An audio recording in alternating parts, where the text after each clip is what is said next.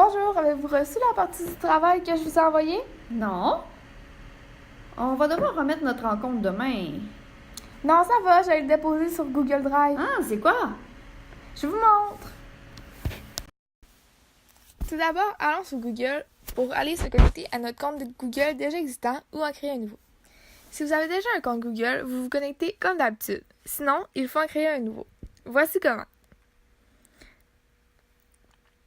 Pour créer une adresse courriel Google, restez sur cette page. Si vous avez un email autre qu'une adresse Google, vous pouvez appuyer sur « Je préfère utiliser mon adresse email actuelle » afin d'éviter de se créer une nouvelle adresse courriel.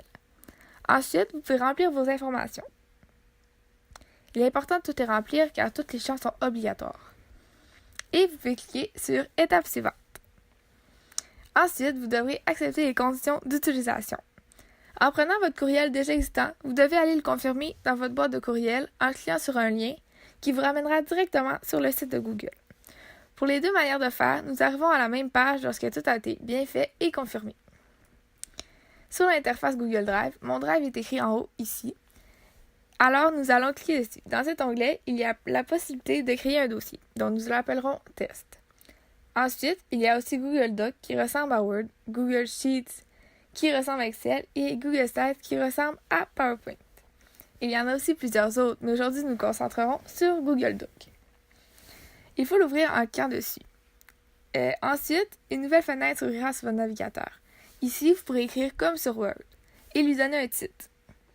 Les titres de police, les italiques et soulignés sont disponibles ici. Ensuite, un des principaux avantages de Google Doc est de pouvoir partager. En appuyant sur le bouton bleu en haut à droite écrit partager, la fenêtre qui s'ouvre est l'endroit où nous écrirons le courriel de notre ou nos collègues. Ensuite, si nous appuyons sur le crayon, nous pouvons choisir si notre équipier pourra modifier, commenter ou lire notre texte. Et nous pouvons aussi le déplacer dans notre dossier précédent en cliquant sur l'icône en haut à gauche, déplacer vers.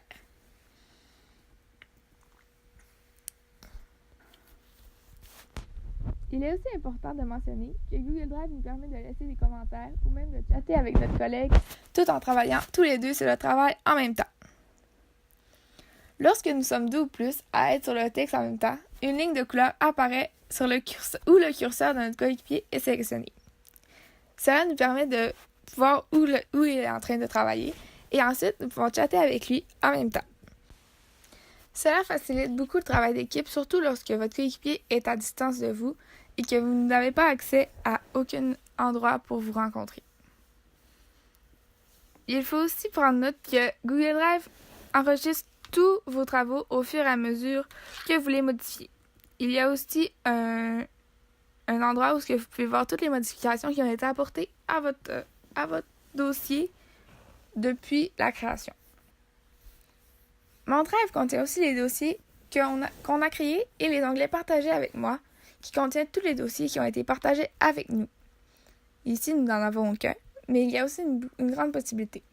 Google Drive offre aussi la fonction rechercher qui nous aide à trouver les dossiers un peu éparpillés partout dans cette application.